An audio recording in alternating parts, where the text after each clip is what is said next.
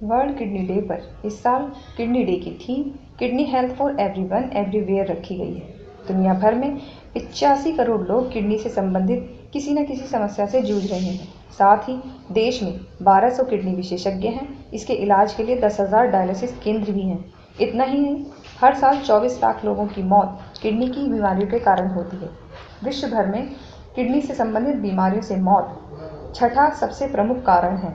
World kidney day पर हमने जाने माने गुर्दा रोग विशेषज्ञ डॉक्टर बीके उपाध्याय से जाना कि यह बीमारी कैसे फैलती है और इस बीमारी से कैसे बचा जा सकता है। उन्होंने कहा कि इस बीमारी से बचने के लिए खान पान का ध्यान देना बेहद ज़रूरी है।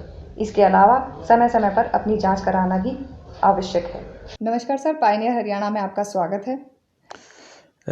नमस्कार, बहुत बहुत धन्यवाद। मैं डॉक्टर बीके उपाध्याय, मैं एशियन हॉस्पिटल फरीदाबाद में नेफ्रोलॉजी एंड किडनी ट्रांसप्लांट में एसोसिएट डायरेक्टर हूँ।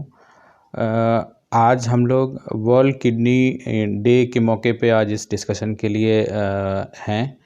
वर्ल्ड किडनी डे, जैसा कि आप लोग जानते हैं, हर साल मार्च के दूसरे बृहस्पतिवार को सेलिब्रेट किया जाता है। इसके पीछे मकसद ये होता है कि किडनी की बीमारी के बारे में आम पब्लिक को जागरूक किया जाए। हर साल जो नेफ्रोलॉजी या दूसरा वर्ड किडनी है, उसकी जो इंटरनेशनल सोसाइटी है, वो कोई ना कोई एक थीम रखती है जिससे कि किडनी की बीमारी के एक ख़ास सेक्शन को, एक ख़ास पार्ट को फोकस किया जा सके। जैसा कि हम लोग ये समझते हैं कि किडनी की बीमारियां बहुत सिंपल होती हैं, एक होती, बट ऐसा नहीं है, बहुत तरह की बीमारियां होती हैं। इसलिए ये सोसाइटी किसी न किसी एक पर्टिकुलर पार्ट को, किसी एक सेक्शन को फोकस करती है। इस बार का बहुत ही अच्छा है कि kidney health everywhere and for everyone. कहने का मतलब यह है कि किडनी की बीमारी का इलाज, उसके बारे में जानकारी सबको मिले और हर जगह मिले। आज भी किडनी के बीमारी के बारे में ज़्यादातर जो जानकारियां हैं वो शहरों के आसपास सीमित हैं। कुछ एक ये भी रहा है कि जो किडनी से में स्पेशलाइज्ड डॉक्टर्स हैं वो ज़्यादातर मेट्रो सिटीज़ की तरफ हैं। जो थोड़े से कम डेवलप्ड एरियाज़ हैं, वहाँ पे अभी भी किडनी के डॉक्टर्स की कमी है।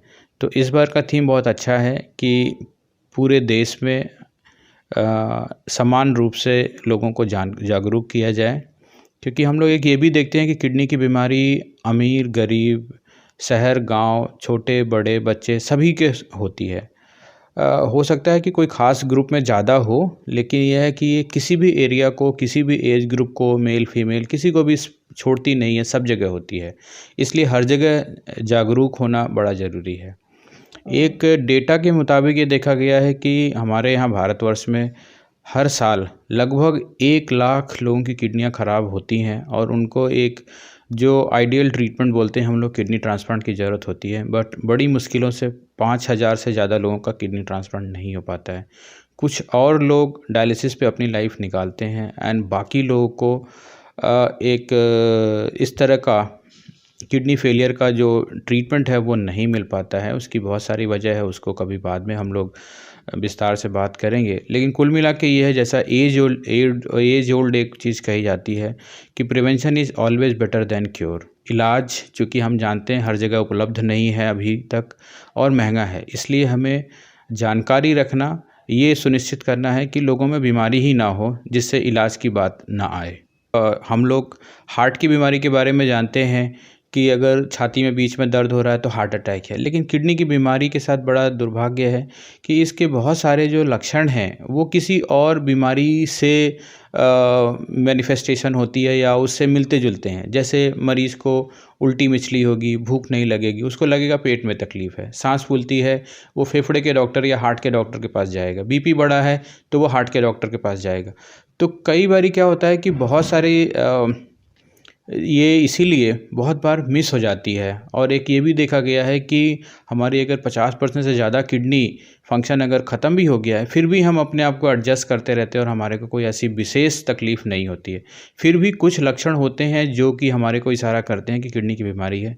जैसे चेहरे या पैरों में सूजन आना, सांस फूलना, एक यंग आदमी में जिसको कहीं से कोई ब्लीडिंग नहीं हो रही है, खून की कमी हो रही है, बीपी बढ़ रहा है, हड्डियों में दर्द हो रहा है, भूख कम लग रहा है, तो उसको ज़रूर इंसान को अपनी किडनी का टेस्ट कराना चाहिए। इसीलिए हम लोग आज के टाइम में बड़ा स्ट्रेस करते हैं कि साल में एक बार किसी भी एक दिन, चाहे बर्थडे हो, एनिवर्सरी हो, न्यू ईयर हो, उस दिन एक प्रिवेंटिव हेल्थ चेकअप कराएँ। क्योंकि आज के टाइम में बहुत सारी बीमारियाँ जब हमें बहुत एडवांस स्टेज में पता चलती हैं, तो उस समय अच्छा इलाज करना, कंप्लीट इलाज करना संभव नहीं होता है। इसलिए सबसे ज़रूरी है कि हम किसी लक्षण का इंतज़ार ना करें। एक हम लोग रूटीन में साल में एक बार प्रिवेंटिव हेल्थ चेकअप करें। ये प्रिवेंटिव हेल्थ चेकअप उन लोगों के लिए ज़्यादा ज़रूरी है जिनकी उम्र 40 के ऊपर है, जिनके घर में ब्लड प्रेशर, शुगर है या किडनी की बीमारी है। वो लोग इसको नियमित रूप से फ़ॉलो करें, जिससे कि हम किडनी की बीमारी को अर्ली स्टेज पे पता कर सकें और उसका समुचित इलाज कर सकें। इस बार की थीम में एक सबसे अच्छी जो बात हम लोग को लग रही है, एक भारतीय होने पर जो सबसे बड़ा गर्व लग रहा है कि जो हमारे यहाँ बहुत ज़मानों से कहा जाता है कि सर्वे भवन्तु सुखिनः सर्वे भवन्तु निरामयाः। दुनिया में सभी लोग दीर्घायु हों, किसी को रोग ना हो। और ये हमारे भारत की बहुत पुरानी फ़िलॉसफ़ी है, जिसको आज इंटरनेशनल सोसाइटी भी मान रही है और उसके ऊपर जोर दे रही है कि हम बचाव के ऊपर ध्यान रखें। देखिए, किडनी की बीमारी के बारे में जैसा ये कहा जाता है कि ये किसी को भी नहीं छोड़ती है। ये हर एज ग्रुप में होती है, बच्चों में होती है, बड़ों में होती है, मेल में होती है, फीमेल में होती है। एक ये भी कहा जाता है कि जैसे-जैसे हमारी उम्र बढ़ती है, हमें किडनी और हार्ट की बीमारी होने की संभावना बढ़ती जाती है। लेकिन कुछ एक हाई रिस्क कैटेगरीज़ हैं जिनमें कि किडनी की बीमारी ज़्यादा होती है, जिसको हम लोग ज़्यादा टारगेट करने के लिए कहते हैं या जिनके ऊपर ज़्यादा एम्फसाइज़ करते हैं कि आप अपनी किडनी का ध्यान रखें। उसमें से कुछ लोग ऐसे हैं जैसे जिनको ब्लड प्रेशर है या शुगर है या जिनके परिवार में बीपी और शुगर है। क्योंकि ये देखा गया है कि जो किडनी की बीमारी का सबसे बड़ा कारण है वो शुगर है। हम लोग को वैसे भी वर्ल्ड कैपिटल ऑफ डायबिटीज़ बोला जाता है। भारतवर्ष में सबसे ज़्यादा शुगर के रोगी हैं और आगे चल के और भी ज़्यादा होने वाले हैं। तो जिनको बीपी है, शुगर है, दोनों में से एक है या दोनों है, या फैमिली में इस तरह की बीमारी है, किडनी की बीमारी है, या कोई जेनेटिक्स है, जो लोग स्मोकिंग करते हैं, जो लोग को मोटापा है, या जो लोग पेन किलर खाते हैं। कई बार जो सबसे बड़ा है कि हम लोग सारा दिन काम करते हैं, थक जाते हैं और शाम को एक अच्छी नींद के लिए या अपने क्षणिक आराम के लिए हम लोग दर्द की गोली खाते हैं किसी मेडिकल स्टोर से लेके, जैसे ब्रूफेन, वोवेरॉन, कॉम्बीफ्लेम, इस टाइप की दवाइयाँ खाते हैं।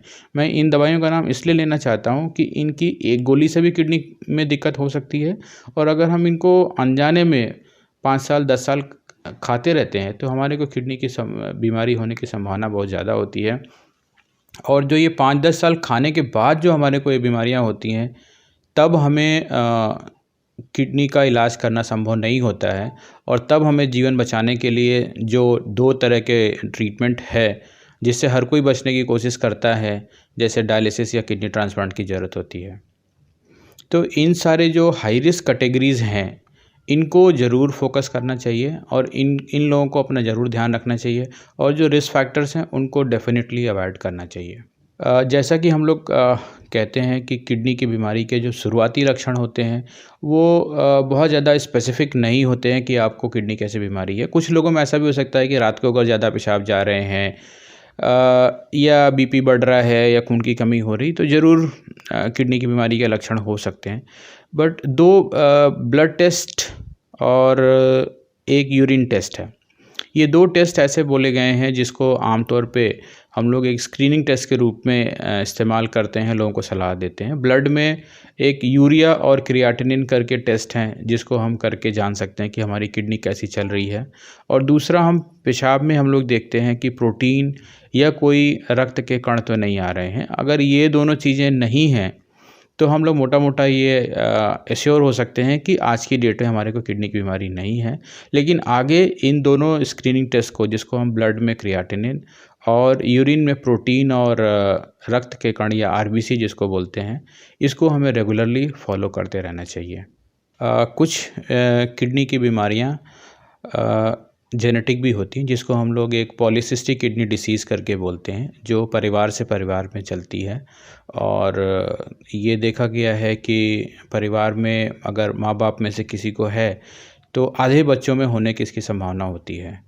इस सिस्ट को हम लोग को, जिसके भी परिवार में सिस्ट वाली बीमारी है, उनको रेगुलर किडनी का अल्ट्रासाउंड कराते रहना चाहिए, जिससे कि 20 साल की उम्र के बाद में, क्योंकि जैसे जैसे उम्र बढ़ती है सिस्ट की संख्या बढ़ती है और मरीज़ को इससे होने वाले लक्षण शुरू होते हैं। लक्षण में हल्का फुल्का दर्द या खिंचाव हो सकता है, ब्लड प्रेशर बढ़ना शुरू होता है या कुछ लोगों के पेशाब में ब्लड आना शुरू होता है और धीरे धीरे करके किडनी की काम करने की क्षमता कम होती है।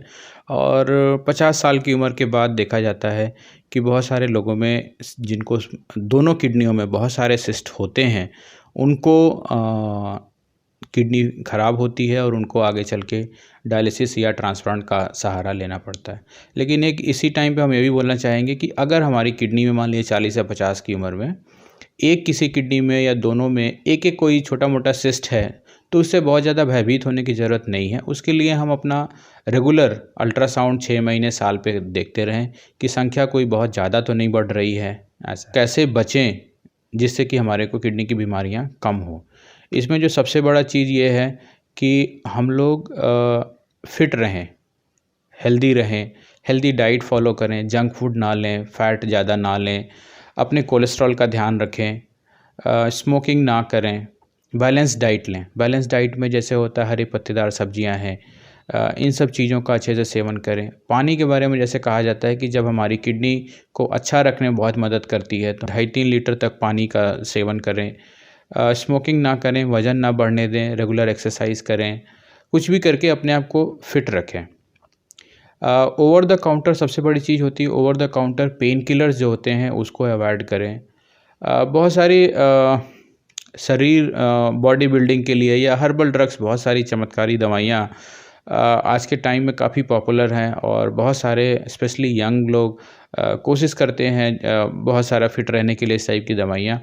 वो दवाइयाँ किडनी के लिए बहुत हानिकारक होती है, क्योंकि हम लोग ये जानते हैं कि किडनी का जो सबसे बड़ा काम है कि जो भी हम कुछ खाते हैं उससे जो भी कोई वेस्ट प्रोडक्ट निकलता है वो अल्टीमेटली किडनी के ही थ्रू निकलता है। अगर हम बहुत सारी चीज़ें जो साइंटिफिकली प्रूवन नहीं है, सेफ़ नहीं है, उनका सेवन करते हैं तो वो अननेसेसरली हमारी किडनी को ही डैमेज करती है।